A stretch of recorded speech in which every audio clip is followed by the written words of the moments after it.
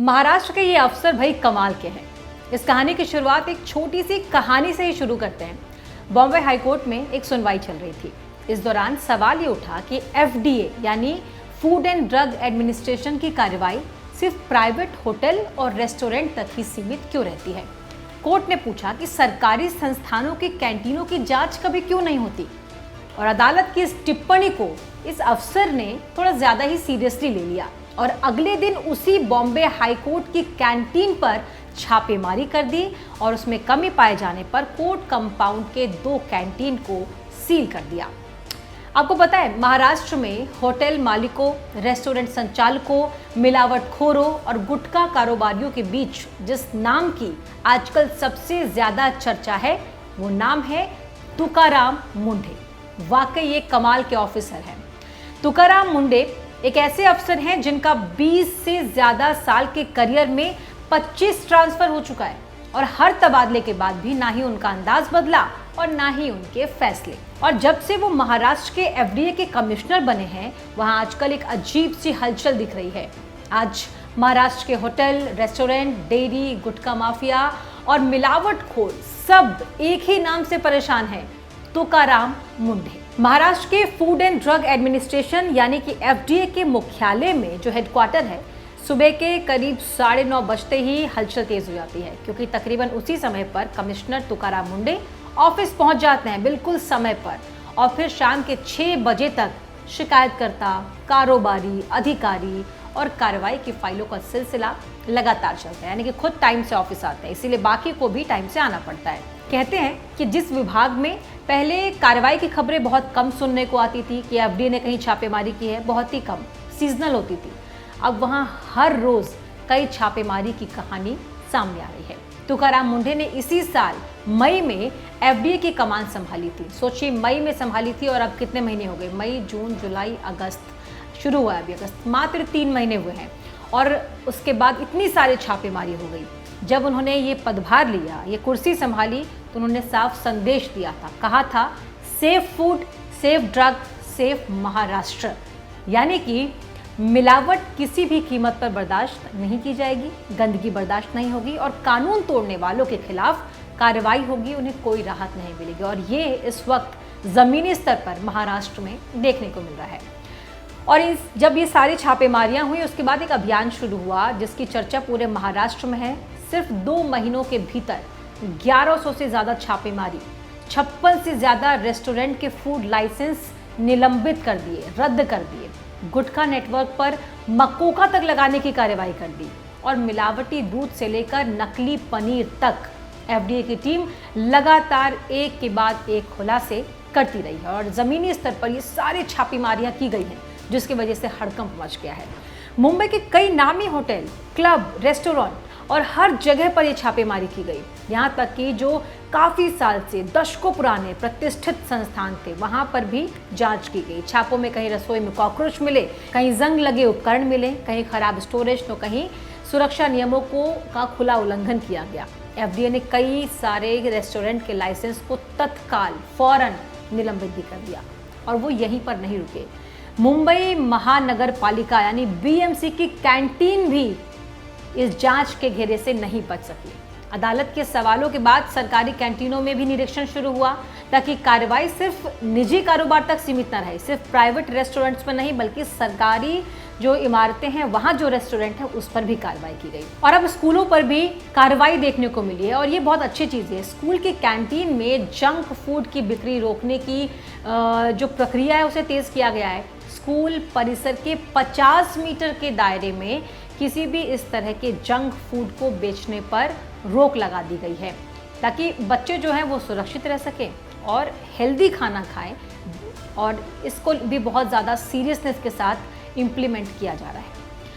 मुंडे की कार्रवाई का असर सिर्फ बाजार में नहीं है, एफडीए की लैब तक में दिखाई दिया, जहां कुछ ही दिनों में हजारों फूड सैंपल की जांच हुई। वो लैब जहां कभी कभी छापेमारी के बाद सैंपल्स लाया जाता था, उन्हें जांचा जाता था और उसके बाद बताया जाता था कि ये मानकों पर तय खरा उतर रहा है कि नहीं।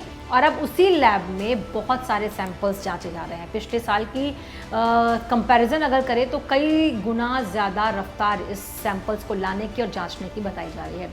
तुकाराम मुंडे की कहानी एफडीए तक भी सीमित नहीं है। ये साल 2005 के बैच के आईएएस अफसर हैं और इनका जो करियर है वो लगभग 21 साल का है और 25 तबादले यानी 25 ट्रांसफ़र अब तक इनके हो चुके हैं, लेकिन कभी भी इन्होंने हार नहीं मानी है। वो इसी सख्ती के साथ हर जगह पर काम करते हैं और जहाँ जहाँ इनकी पोस्टिंग हुई है वहाँ पर इसी तरह की खबरें हमेशा सामने आती हैं, ऐसी हलचल हो जाती है। कहानी बहुत सारी है इनकी। जब वो सोलापुर के कलेक्टर थे तो सैकड़ों गांव तक पानी पहुंचाने की उन्होंने बहुत अच्छी कोशिश की थी और उनकी योजनाओं की वजह से लोग उन्हें महाराष्ट्र का वाटर मैन कहते थे। सोचिए, महाराष्ट्र का एक ऐसा इलाका जहां पानी की दिक्कत होती थी, लोगों के पास पीने तक का पानी नहीं पहुंचता था, वहां पर इन्होंने पानी पहुंचाया।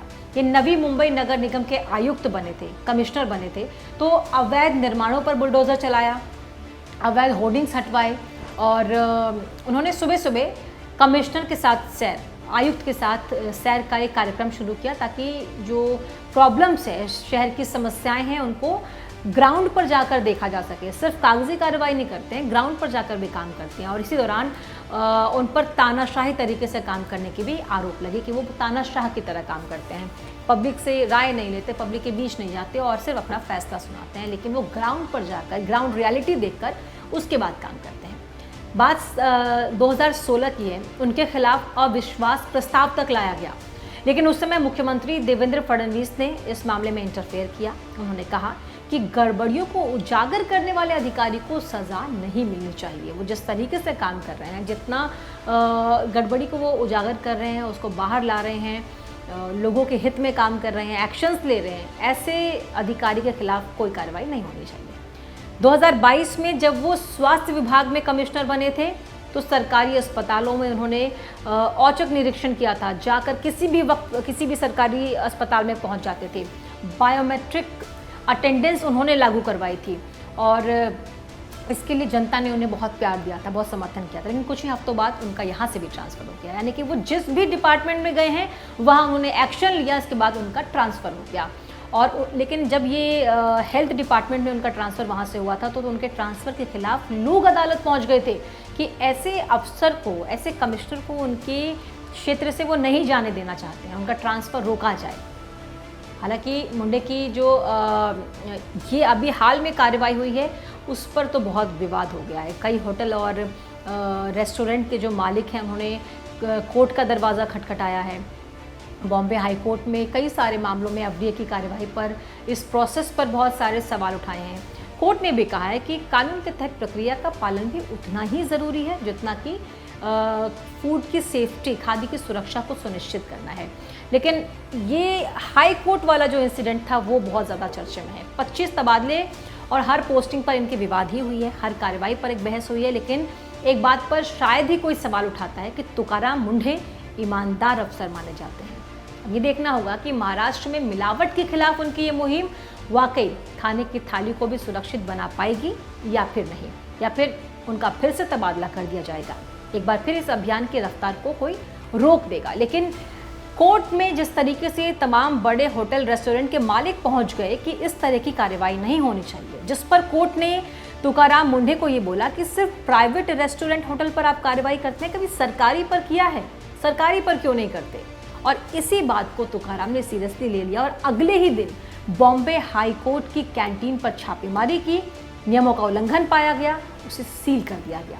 अब सोचिए, एक ऐसा अफसर जो सीधे टक्कर ले रहा है बॉम्बे हाई कोर्ट से, हाई कोर्ट के एक वर्डिक्ट को सीरियसली ले लिया और वहीं पर कार्रवाई कर दी, वहीं पर छापेमारी कर दी। लोग तो इसकी बड़ी तारीफ कर रहे हैं कि अफसर तो ऐसा ही होना चाहिए जो तुरंत कार्रवाई करे, फ़ौरन एक्शन ले, और लोगों को ये बहुत पसंद भी आ रहा है। और उनकी जो ये चाल है, उनका जो ये एटीट्यूड है, उनके चेहरे पर ये कॉन्फिडेंस जो है वो शायद इसी बात की तस्दीक करता है कि वो एक ईमानदार अफसर हैं।